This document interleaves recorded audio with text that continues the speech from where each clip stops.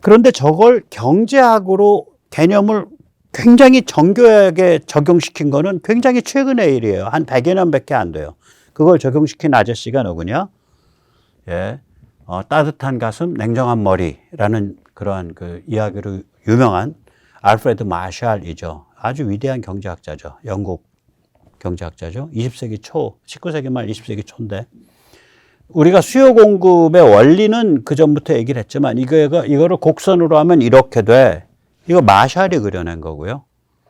이 사람이 그러니까 이 스탁과 플로우의 개념을 구별을 했기 때문에 시간축 위에서 그 경제가 어떻게 경제 행위나 경제 현상이 어떻게 변해간다라는 그런 장단기 구분을 하면서 동학, 다이내믹하게 경제를 보는 그러한 틀을 짠 사람이 이 아저씨예요. 알프레드 마샬. 자, 제가 이걸 왜 이렇게 깊게 설명했냐, 원리적으로. 외환 보유고라는 건 스탁 개념이에요. 그런데 그 스탁에다가 외환 보유고가 늘고 줄고, 그러니까 다시 집어넣었다가 뺏어 쓰고 또 집어넣었다 뺏어 쓰고 이건 플로우가 된다고요. 근데 이 스탁, 이 몸집이, 외환 보유고 몸집이 커지면 정부는 무슨 짓을 할 수 있냐면 금융제도를 고급화시킬 수 있는 거예요. 금융제도를. 아까도 말씀드렸지만 환율을 그냥 시장에서 내버려 두고 그 시장에서 수요 공급에 의해서 교환되는 그 환율이야. 그러니까 100% 자유 변동 환율 제도를 들여올 수 있고요. 이 덩치가 쌓이면. 그 다음에 또 100% 외환거래 자유화를 할 수 있어요. 기업이고 사람이고 간에 외환 필요한 사람이 있으면 그 범죄적 목적이 아니면 그것만 증명되면 되니까 어디로 돈 흘러갔는지 이것만 증명되면 되니까 와서 돈 바꿔서 쓰세요. 그 100% 외환 자유화죠. 그럼 이 금융제도가 굉장히 이제 고급화되는 거거든요. 이러면 이제 한 개인과 민간 기업의 활동이 글로벌하게 되니까 비전이 달라지는 거죠. 개인들이 밤새 뉴욕 증시 보고 있으면서 나 테슬라 주식 샀어, 팔았어, 주식 샀어, 팔았어. 그 다음에 예를 들어서 무슨 다른 예를 들어서 마이크론 반도체 주식 샀어, 팔았어, 이런 짓을 하죠. 한 개인마다 전부 글로벌 차원에서 놀게 되고 기업이 다 글로벌 차원에서 놀게 되고 따라서 한국 경제라는 그 전체는 무지하게 기민하고 지능적이고 유연해지는 거예요. 이게. 그 정부가 앉아서 뭐야? 외환 보유고라고 불리는 그 무더기, 그 스탁, 그 위세를 빌려가지고 물꼬를 확 터버리는 거란 거예요. 그러면 그렇게 제도가 물꼬가 트였을 때 외환을 넣었다 뺐다 하는 건 누구야? 정부가 넣었다 뺐다 하는 게 아니에요. 민간, 개인과 기업이 넣었다 뺐다 하는 거예요. 그런데 중국에서 무슨 일을 했냐? 당이 국가라는 껍데기를 뒤집어 쓰고 지금 시진핑이 엊그저께 한 건 뭐예요? 한 두어 달 전에 아예 금융감독원을 당이 가져갔잖아요. 이제 국가한테서 뺏었어요. 그 권한마저도. 금융감독 권한마저도. 그리고 금융운영 권한도 국가한테서 뺏었어요. 그러니까 금융감독원 권한, 그 다음에 재무부 권한의 그 핵심을 국가로부터 뺏었어요. 당이. 한 두어 달 전에 그랬어요. 당이 국가라는 껍데기를 뒤집어 쓰고 이젠 그 껍데기마저 이제 두 달 전에 이제 떨어버린 거지. 외환 보유를 그 기세를 빌려가지고 그 무더기의 그 위세를 빌려서 외환 제도를 그러니까 금융제도를 고도화시키는 건 거부해버렸죠. 왜냐하면 그 고도화시키면 민부가 축적이 되고 민간 기업의 이니셔티브와 리더십이 강해져 갖고 공산당의 옆구리로 밀려버리니까 똥차되니까. 그럼 그거는 아예 거부해버리고 그 대신 쌓여있는 외환을 국가 정식 외환 보유고에 안 집어넣고 절반 이상은 따로 빼내갖고 이건 여기저기 은행에다 분산해 놓고 당이 결정한 대로 마구 쓰는 거야. 근데 그게 규모가 100만 달러, 200만 달러, 10억 달러가 아니고 3조 달러가 되니까 이걸 어디에다 어떤 조건으로 쓰는 것에 대해서 전부 눈알이 뒤집어져서 환장해서 국가 약탈 카르텔이 된 거죠. 왜곡 현상이 심각하게 일어나는 거예요. 그래서 그 댓글에 이렇게 보면 아니, 뭐, 국가가 이렇게 외환 보유고 이렇게 좀 이렇게 쓸 수 있는 거 아니냐. 이렇게 쉽게 생각하시면 안 돼요. 국가가 해야 될 일이 있고 안 해야 될 일이 있는 거예요.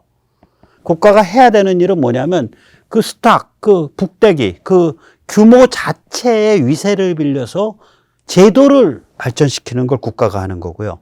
발전된 제도 아래서 외환을 넣었다 뺐다 하면서 아주 고급진 경제 활동을 하는 거는 민간이 해야 되는 거예요. 그래야 제대로 가는 거예요, 이게. 제가 조금 좀 쉽게 설명해 보려고 재롱을 부렸습니다. 예, 용서해 주시기 바랍니다. 자, 이제 이걸 염두에 두고 다시 보자고요. 자, 그래서 이제 그 옐런이 가서 너희 외환에 관계된 제도 또 환율에 관계된 제도 너희 고급화시켜. 그다음에 두 번째는 뭐냐? 야, 너희 말이야, 글로벌 금융시장 분탕질 치지 마. 이 외환에 관해서 이 3조 달러를 빼갖고 당이 별도로 운영하고 있다고 폭로한 브래드 세서라는 전 미 재무부 브레인, 하버드 나오고 옥스퍼드 박사. 그 사람의 그 에세이에 보면 이런 식으로 그 자금을 외환에서 따로 빼갖고 불투명하게 운영을 하면 이게 다른 그 경제 행위자들을 굉장히 위협하게 된다.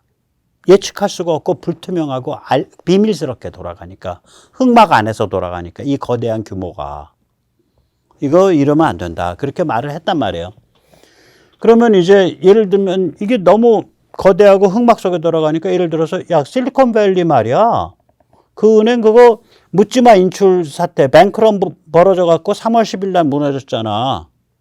야, 그거 혹시 중국 애들이 돈 넣었던 거 한꺼번에 일부러 확 빼갖고 그런 거 아니야? 지금 그 의문이 돌아다니고 있거든요. 그러니까 이게 미국에서 그 상당히 규모가 있는 은행이 3개가 이빨이 나갔단 말이에요. 하나가 실리콘밸리, 그 다음에 5월 1일 날은 퍼스트 리퍼블릭. 근데 실리콘밸리, 퍼스트 리퍼블릭이 전부 흑자 상태에서 묻지마 인출로 이빨이 나갔어요. 허리가 분질러졌어요. 그러면 그 어떤 작전 세력 같은 게에서 한꺼번에 확 빠진 거다. 이렇게 의심을 지금 하고 있다고요. 이런 일이 펼쳐지니까 그 와중에 이제 뭐라 그럴까요? 그러니까 이 은행에 대한 신용이 떨어지니까 옆에서 옆구리에서 유탄 맞아서 돌아가신 게 시그네처 은행이죠. 그건 유탄 맞아서 죽은 거예요. 3월 12일 날. 은행 3개 작살나면서 기억하시잖아요. 그러니까 뭐 이제 미국 금융제도 다 무너진다고 국내 언론들 막 떠들고, 아유. 그 다음에 이제 이게 스위스에 이제 굉장히 큰 투자은행이 있어요. 인베스트먼트 뱅크라는 건 뭐냐면 백모 같은 사람이 가서 저 말이에요. 주택 좀 살라 그러는데 돈 좀 빌려주시죠. 그러면 가보세요. 그래요. 그러니까 투자은행이라는 건 기업 상대로 해서 투자 프로젝트에만 돈을 빌려주는 은행이에요. 인베스트먼트 뱅킹이라 그러죠. 크레딧 스위스가 이게 투자은행인데 굉장히 큽니다. 스위스에서 두 번째입니다. 제일 큰 건 스위스에서 USB죠. USB는 지분의 한 80~90%를 스위스 중앙은행이 갖고 있어요. 그러니까 거의 국립이죠. 그 다음번이 크레딧 스위스인데 여기는 주요 주주가 이거 주식이 많이 분산돼 있어요. 주요 주주 3개 다 합쳐봐야 한 18%밖에 안 돼요. 지분율이. 사우디 이게 한 10%, 카타르 이게 한 5%. 그 다음에 뭐 미국 월가에서 유명한 펀드죠. 블랙스톤 이게 한 3% 됩니다. 그래서 한 18%밖에 안 됩니다. 3개 합쳐도. 이 돌아가는 소문이 이게 굉장히 문란해서 이거 벌금 많이 낸다거든요. 투자를 좀 굉장히 문란하게 해갖고.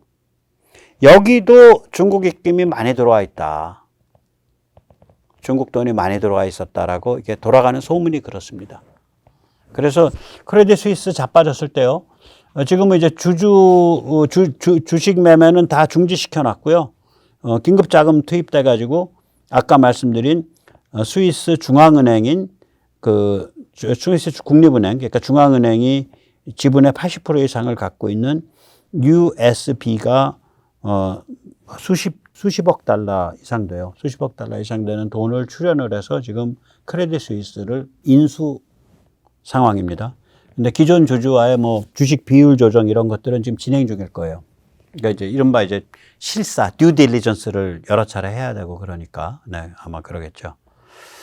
자, 그래서 이제 그 두 번째가 그거라고요. 아까 말씀드린 대로 옐런이 가서 하게 될 얘기라고 제가 생각하는 것은 첫째가 야, 너희 그 환율제도, 너희 그 외환거래제도 그거 다 고쳐.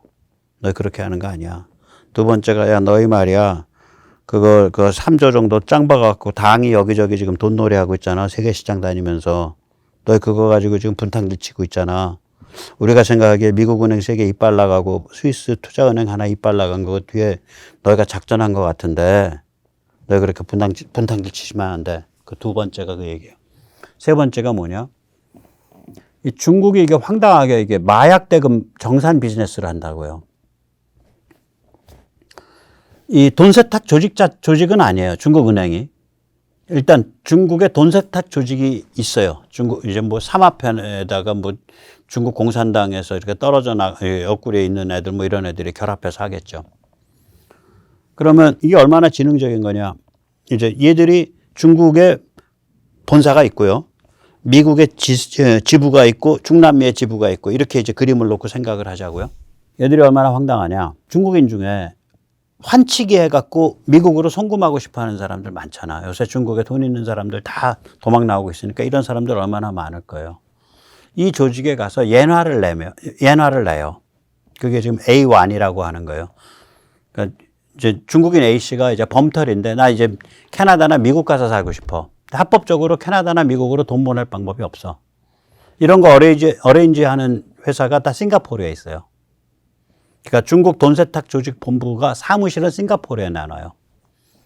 그러니까 싱가포르 가서 이제 협의하는 거지. 아, 그러면요. 네, 비자는 이렇게 하시고요. 네, 이렇게 하면 됩니다. 네. 그럼 예를 들어 저희한테 뭐 몇십억 위안을 갖고 오세요. 네.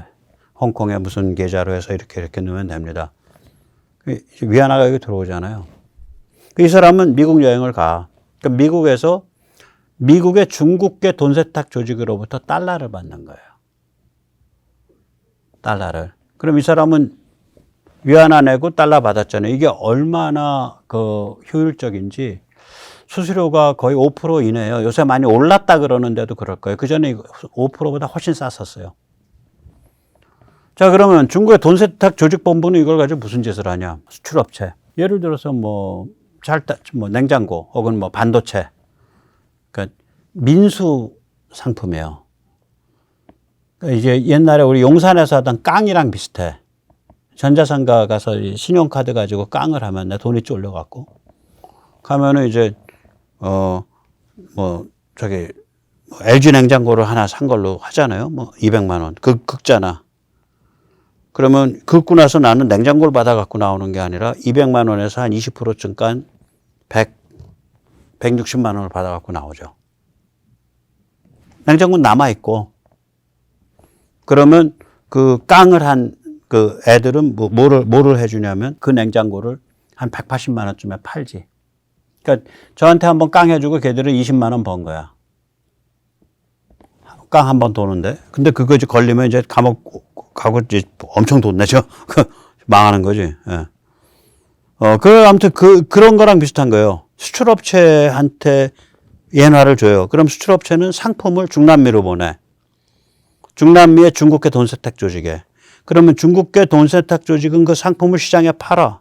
이게 뭐 예를 들어서 메모리라든지 뭐 냉장고라든지 이러면 에어컨이라든지 황금성이 있잖아요. 바로 팔리잖아. 그럼 돈이 들어오죠. 달러가. 뭐 아니면 중남미 돈이 들어오고. 중남미야 뭐 달러로 바꾸고 이거 일도 아니니까. 돈이 딱 들어오면 그 돈을 가지고 중남미 마약업체에 주는데 마약업체에 왜 주냐? 제가 하나 빼먹은 게 있어요. 위에. 중국인 A씨한테 주는 그 달러는 어디서 나왔냐? 미국 마피아가 펜타닐 팔고 나서 코케인 팔고 나서 그 코케인을 중남미 업체로부터 중남미 카르텔에서 사왔을 거 아니야. 그 달러를 지금 카르텔에 보내야 되잖아. 현물이야 뭐 뱃속에 집어넣고 뭐 어떻게 해서 그거 옮기던 여자애들이 그 뱃속에서 그 콘돔 봉지 터져갖고 코케인 중독으로 죽고 그래도 현물은 어떻게든 들어온다고 치더라도 달러를 누구를 믿고서 그 수백만 불 뭐 한 번에 갈 때 최소한 수백만 불 이런 돈을 누구를 믿고 어떻게 옮기냐고. 부피를 줄일 수도 없고. 그러니까 이 달러를 누구한테 주냐면 이거 저 중남미로 보내주세요 하고 미국의 중국계 돈세타 조직에 준 거예요. 그럼 그 달러는 어디에 쓰이냐? 중남미로 보낸 데 쓰이는 게 아니에요. 그 달러가 바로 중국인 A씨한테 환치기 할 때 쓴 거야. 그럼 이제 저기 뭐야 중남미에 있는 카르텔한테는 달러를 줘야 될 거 아니에요. 그 달러는 어디서 나오냐? 바로 이거예요. 이 중국의 돈세탁 조직본부가 위안화 누구한테서 받았어? 아까 A씨한테서 받았잖아요. 그거 가지고 수출업체한테 돈 주고서 물건을 중남미로 쏘게 하는 거예요. 그럼 중남미의 중국계 돈세탁 조직이 그 물건 받아가지고 그 시장에서 팔아. 그럼 그게 돈으로 들어와. 그 돈을 중남미 카르텔한테 주는 거예요. 이런 구조를 운영하고 있는 거예요. 근데 이게 여기서만 딱 보면 중국 정부도 아무 역할을 안 하는 것 같고 중국 은행도 역할을 안 하는 것 같죠? 아니죠. 이 돈을 갖다가 라면 박스로 움직일 거냐고. 결국 은행 송금이죠. 그러니까 은행 입장에서 창구에 이상한 돈 흐름이 있는데 그걸 눈 감아줘야 돼요.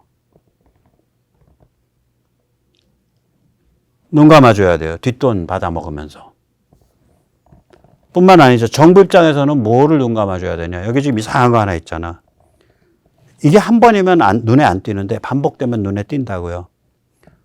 수출업체가 물건은 실어냈는데 해외로부터 물건값을 받은 적이 없어. 이놈의 업체가. 물건값은 언더 더 테이블로 위안화로 받았지 해외에서 물건값이 온 적이 없는 거예요. 전부 후불로 해서 물건만 계속 나가고 있는 거예요. 수출업체가. 그럼 정부가 물건이 나간 것과 거기에 따라간 무슨 신용장과 신용장에 의한 결제와 이거를 검토를 팔로우업을 해서 하면 야 얘는 무슨 재주로 돈을 매번 돈 떼이면서 계속해서 물건 보내고 있냐 이렇게 되는 거 아니야. 돈을 떼이면서 계속 물건 보내고 있는 거예요. 수출업체는. 그럼 정부가 이상하니까 이거 들여다봐야 되잖아. 안 보는 거예요. 눈 감는 거예요. 그래서 결국 이 황당한 이 환치기에 그러니까 두 개가 결합해 있는 거지. 환치기를 이용해서 마피아와 카르텔 사이에 마약 대금 정산업을 하는 거예요, 이게. 이 구조예요, 지금 중국이. 그런데 이 구조가 돌아가려면 결국은 야, 돈 흐름이 이상해. 창구에서 왔다 갔다 하는 게 그거 뻔히 알면서도 은행이 눈을 감아야 되고 중국계 은행들이 현지에 나가 있는 중남미에 있는 예를 들어서 중국계 무슨 건설은행 중국계 무슨 농업은행 이런 게 눈을 감아야 되고요. 공상은행 이런 게. 그다음에 중국 정부가 수출업체가 계속 물건은 나가는데 해외에서 입금된 게 없는데 얘는 무슨 통 빼는 재주로 전부 그렇게 물건값 떼먹으면서 계속 물건 내보내고 있네. 이거를 모니터링 하면서도 눈을 감아야 돼요. 그러니까 맨 마지막에 이 오나는 중국 공산당인 거예요. 눈 감아주면 앉은 자리에서 상납 받아야 될 거 아니야. 옐런이 만약에 이거를 지금 이게 거래된 내역을 이만큼 A4에 한 20장 뽑아가지고 툭 주면서 근데 이 돈 왕이 장관 사위한테 간 것 같아? 이러면서 얘기할 수 있다니까요, 이게. 참나. 황당한 겁니다. 그래서 우리가 뭐에 주목해야 되냐면요. 6월 30일입니다. 이거 폭로된 게 브래드 세서가. 그러니까 뭐냐면 옐렌이 비행기 타고 가기 한 4, 5일 전에 한 거예요. 옐렌이 목요일 날 비행기 타고 가니까 현지 시간으로. 현지 6월 29일이니까 6월 29일 30일 금요일쯤 될걸요? 금, 토, 일, 월, 화, 수, 목. 한 6, 7일 전에 한 거죠. 블룸버그에서도 했죠. 이걸 보도를 했죠. China has 3 trillion of hidden currency reserves. Sesso says. 이렇게 블룸버그에서도 이렇게 얘기를 하고 있죠. 그러니까 3조 달러를 외환보유고에 안 넣고 변칙 운영 중이다. 결국 이 소리가 되는데 그러면서 아까도 말씀했지만 세서의 이 에세이에 보면 이런 규모의 돈이 이렇게 불투명하게 국제금융계에서 돌아다닌다는 게 너무너무 불안하고 너무너무 말하자면 암적인 요소다. 이렇게 돼 있어요. 그 세서의 에세이에, 세서의 글에. 그럼 이게 왜 그때 나온 거지?